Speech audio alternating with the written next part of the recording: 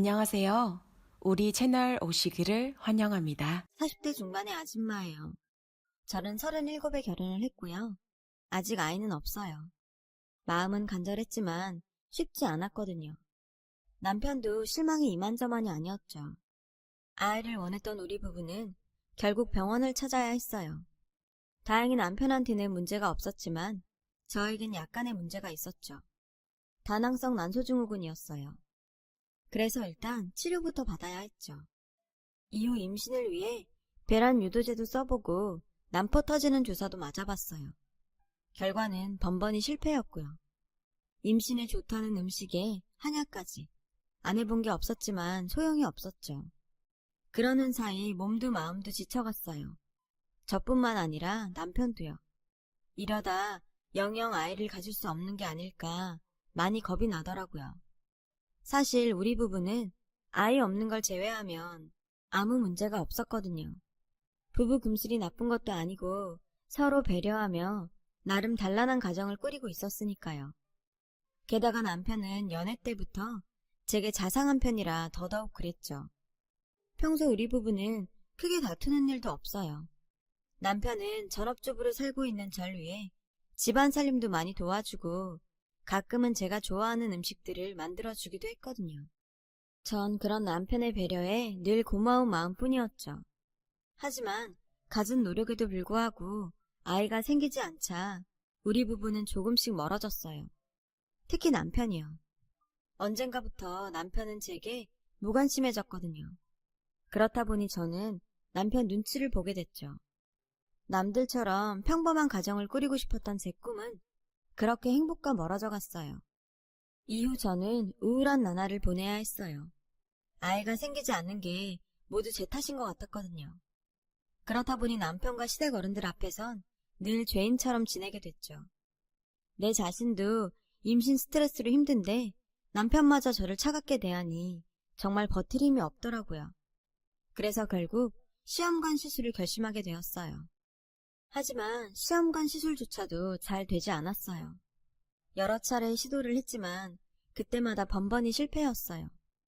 그러는 과정에서 돈은 돈대로 깨졌고 부부 사이는 더 악화되었고요. 그즈음 저는 병원에서 우울증 진단을 받게 되었어요. 하지만 남편은 이런 제게 따뜻한 위로조차 해주지 않았죠. 오히려 아이를 못 낳는다고 타박하고 무시하더군요. 당신 도대체 언제까지 임신 준비만 할 거야? 임신은 언제 할 거냐고. 나라고 하기 싫어 안 하는 줄 알아? 하고 싶어. 애 갖고 싶다고. 근데 안 되는 걸 어떡해.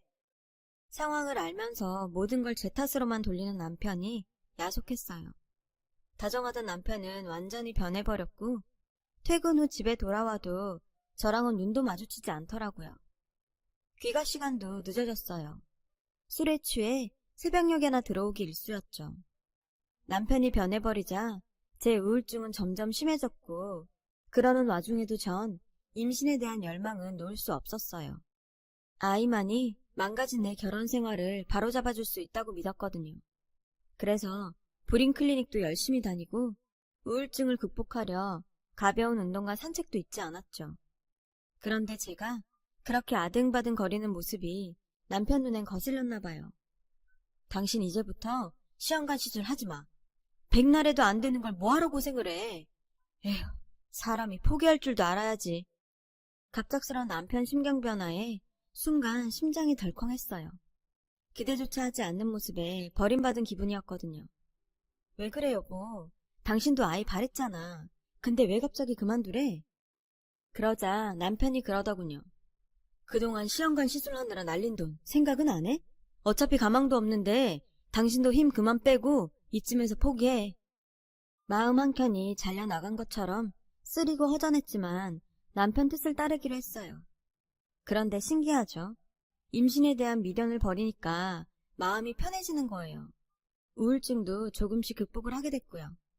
하지만 저의 이런 변화와는 달리 남편은 전보다 더 엇나가기 시작했어요. 전엔 늦긴 했어도 집에는 꼬박꼬박 들어오던 사람이 이젠 아예 대놓고 외박을 하기 시작했죠. 처음엔 남편의 잦은 외박에 말다툼도 했지만 시간이 지날수록 이 사람도 오죽하면 이럴까 싶더라고요. 그래서 더 이상 외박 문제로 남편을 다그치지 않기로 했어요.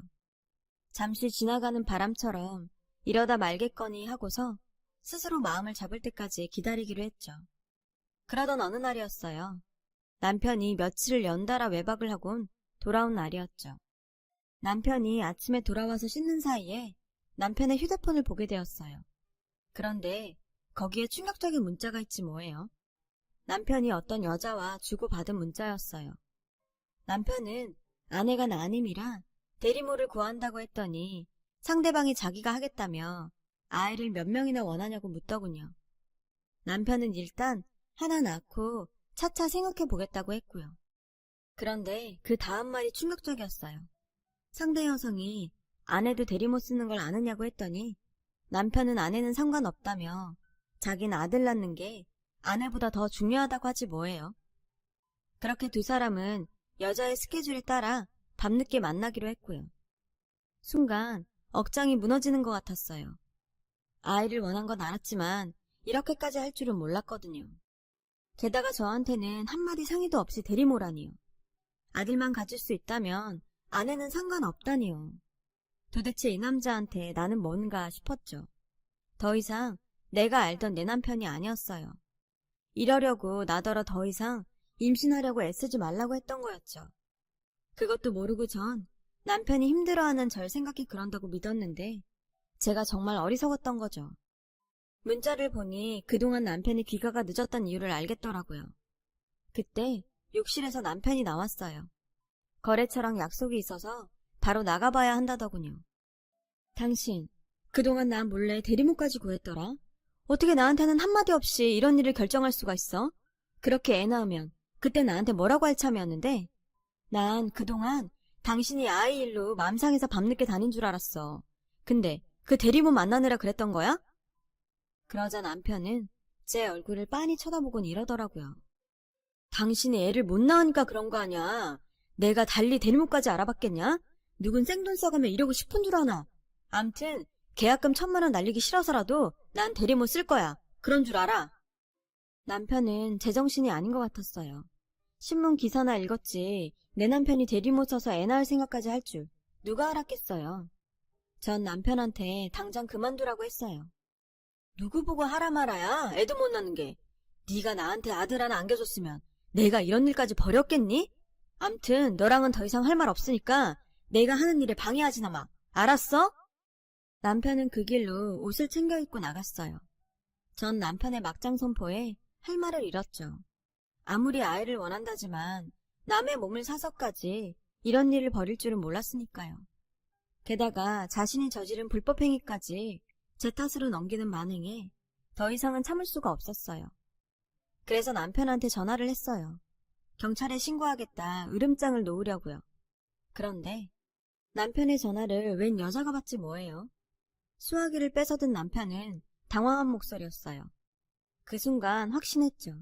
남편한테 여자가 있다는 걸요. 그게 대리모든 아니든 간에요. 며칠 뒤 전 남편 차 안에 블랙박스에서 몰래 메모리 칩을 꺼냈어요. 그 안에는 며칠 전 저랑 통화했던 순간까지 담겨있더군요. 제 전화를 받은 여자는 대리모였어요. 남편과 대리모는 차 안에서까지 관계를 가졌더라고요. 그리고 영상에는 그들의 대화까지 생생하게 담겨 있었죠. 자기야, 내가 아들 낳아주면 얼마 더 줄 거야? 아들만 낳아주면 2배도 줄 수 있지. 자기야, 근데 집에서도 아내한테 이렇게 해줘? 미쳤어? 난 걔한테 관심도 없어. 나한텐 오직 자기뿐이야. 두 사람은 의뢰인과 대리모의 관계를 넘어 불륜관계가 분명했어요. 아이는 그저 명목상 이유일 뿐이었죠. 제게는 아이 못 가는 여자란 족쇄를 채워놓곤 불륜을 즐기려는 더러운 꼼수요. 이런 사실을 알고 나니 그동안 아이를 갖겠다고 스스로를 다잡으며 노력했던 제가 너무 한심하고 가여웠어요. 이런 놈을 남편이라고 아껴왔던 지난날이 다 부질없게 느껴졌죠. 저는 친정 부모님께 전화해 지금까지 일들을 전부 털어놓았어요. 당연히 부모님은 노발대발하셨죠. 그리곤 당장 증거물 챙겨서 친정으로 돌아오라 하시더군요. 그날 저는 블랙박스 메모리와 남편 휴대폰에서 찍은 남편과 대리모의 문자, 사진을 챙겨 들고 친정으로 갔어요. 그리고 부모님 도움으로 변호사를 선임한 뒤 남편에게 이혼 통보를 했어요. 남편은 불법으로 대리모를 고용한 게 걸릴까 두려웠는지 대리모 일은 저를 속이려고 둘러댄 말이라고 하더군요. 그리곤 자신의 외도를 인정한다며 이혼을 해주겠다고요. 놀고 있네. 야, 내가 그깟 문자 몇 줄 가지고 너한테 소송까지 걸었겠니? 니들 차 안에서 더러운 짓거리 하면서 대리모 인센티브 얘기했던 거 기억 안 나니? 그 동영상 나한테 있어. 그뿐인 줄 알아? 니들 처음 만나서 대리모 계약하던 것까지 다 영상으로 가지고 있다고, 이 더러운 놈아. 끝까지 거짓말로 날 가지고 놀려고? 그래, 어디 한번 제값 치러봐라. 그러자 남편은 저에게 싹싹 빌더군요. 하지만 저런 행동 역시 거짓말임을 알기에 전 계획대로 남편의 이혼 소송과 더불어 남편과 대리모를 불법 거래로 경찰에 넘겼어요. 증거 자료와 함께요. 몇 달 뒤 저는 이혼 소송에서 승소했어요. 대리모를 통해서는 2천만 원의 위자료를 받아낼 수 있었죠. 남편과 대리모는 생명윤리 및 안전 관련 법률 위반으로 기소된 상태더군요. 아무튼 그렇게 제 결혼 생활은 끝이 났어요. 비로소 전 돌싱이 되었죠. 그런데 막상 결혼 생활을 청산하고 나니 공허함이 밀려오더라고요. 그래서 2년 정도 방황을 해야 했어요. 그러는 사이 다행히 마음의 안정도 찾을 수 있었고 좋은 인연도 만날 수 있었죠. 바로 지금의 제 남편 말이에요. 남편은 제 담당 심리치료사였어요. 당시 전 이혼을 하기까지 받았던 심리적 고통으로 일상생활조차 하기 힘든 상태였어요. 전 남편의 잘못으로 파경을 맞았다고는 하지만 내심이 모든 게 내가 아이를 가질 수 없어서 벌어진 일이라고 자책을 했던 거예요. 그런 제게 남편은 제 잘못이 아니라고 말해주었어요. 아이를 갖지 못한다고 해서 불행한 삶을 강요받아야 하는 건 아니라고요. 그 말에 전 다시 시작할 의지가 생겼어요. 남편과 본격적으로 사귀게 된 건 심리치료가 끝난 이후부터였어요. 치료가 끝났다는 기쁨도 잠시,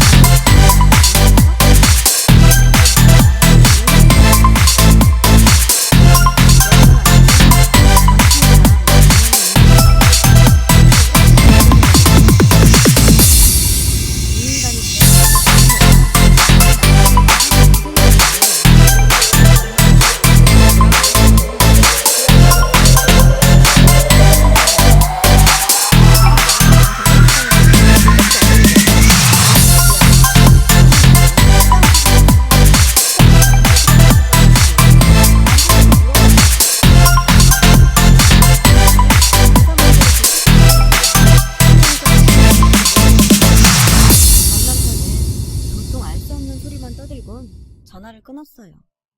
그날 밤 저는 남편한테 이 사실에 대해 얘기했고 남편은 한숨을 쉬더군요. 아버지가 밖에서 낳은 딸이 있다는 얘긴 들었어. 모친이 위자료와 양육비만 주면 딸은 자기가 키우겠다고 했다더라. 그동안 대리모와 모친은 툭하면 아버님을 찾아와 각종 명목으로 돈을 뜯어갔고 대리모 역시 그 모친을 닮아 아버님께 용돈이란 명목으로 그렇게 돈을 뜯어갔다더군요.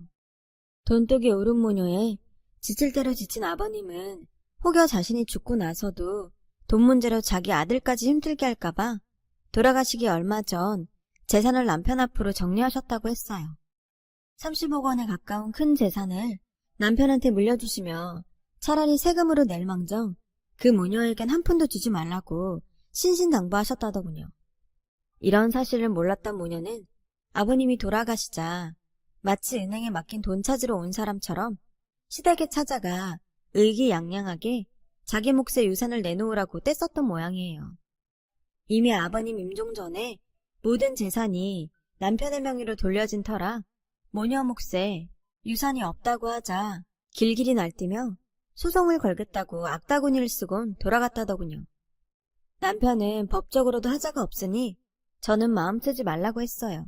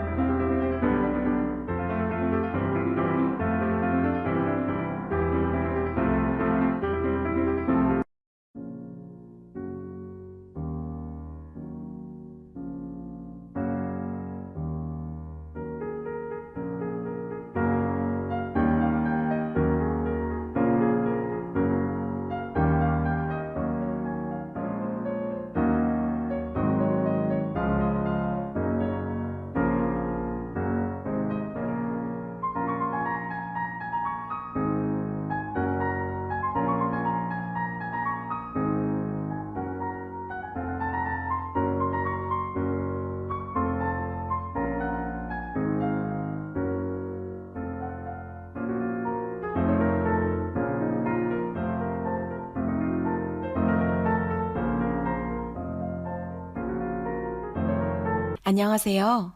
우리 채널 오시기를 환영합니다. 그러면서 복잡한 가정사를 어떻게 말해야 할까 고민 중이었는데 이런 식으로 알게 해서 미안하다고 했죠.